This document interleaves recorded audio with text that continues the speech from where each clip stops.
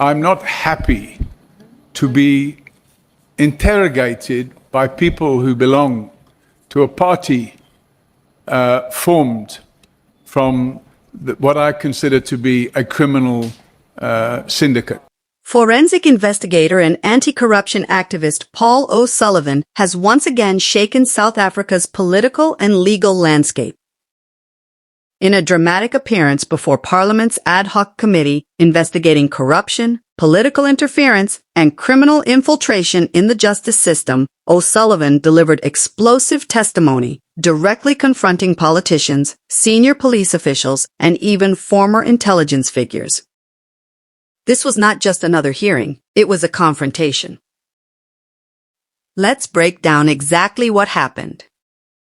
Refusal to engage with a party founded by a criminal. One of the most dramatic moments came when O'Sullivan openly refused to be interviewed by members of a political party he described as being founded by a criminal.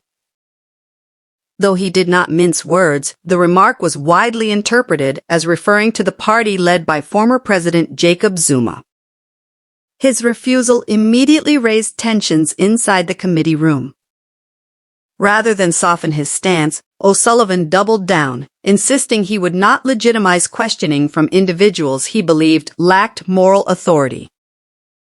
The exchange exposed the deep political divisions surrounding the corruption investigation.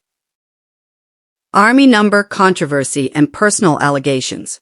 During the hearing, O'Sullivan was pressed on questions surrounding his past, including his military background.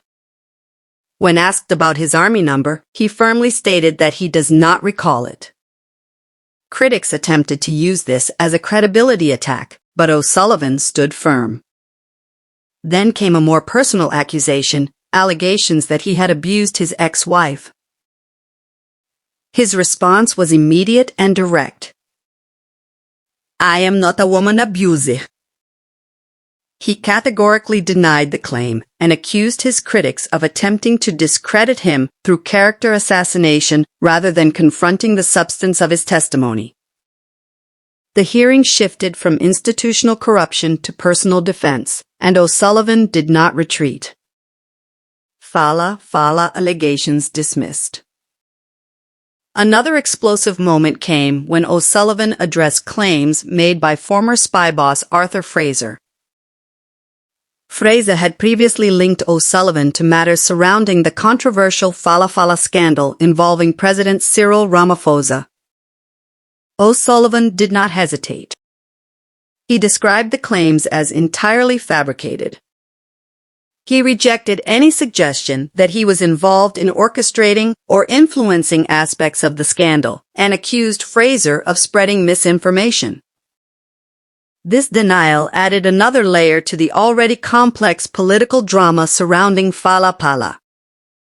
General Shadrach Sibiya visits revealed.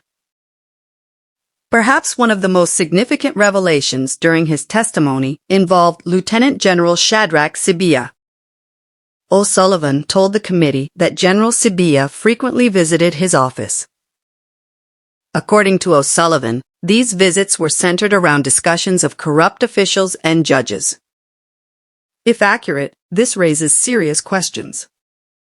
Why would a senior police general regularly consult a private forensic investigator about corruption within the justice system?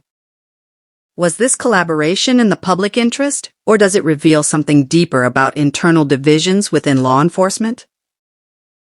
The committee did not fully resolve this issue during the hearing, but the claim alone was explosive. Sweeping allegations against senior police figures. Throughout his appearance, O'Sullivan made broad allegations against senior members of the police service.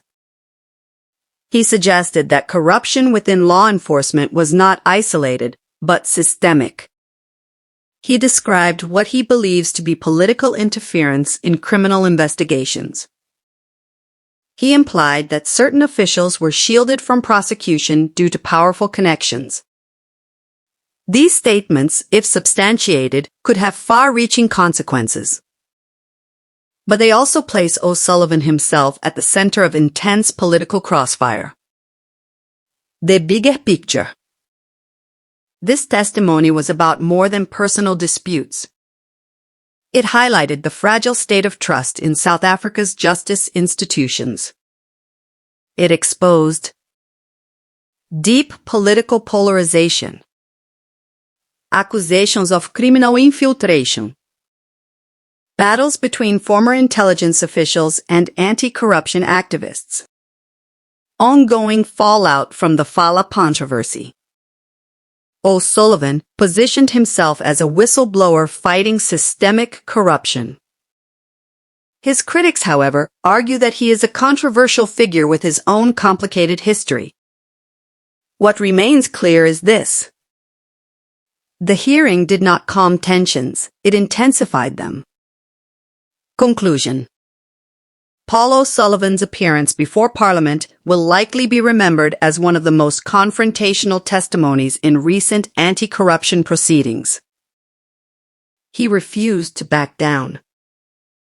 He rejected personal attacks. He dismissed high-profile allegations. And he made fresh claims that could spark further investigations. Whether this marks a turning point in the fight against corruption or simply another chapter in South Africa's political battles remains to be seen. But one thing is certain: the story is far from over.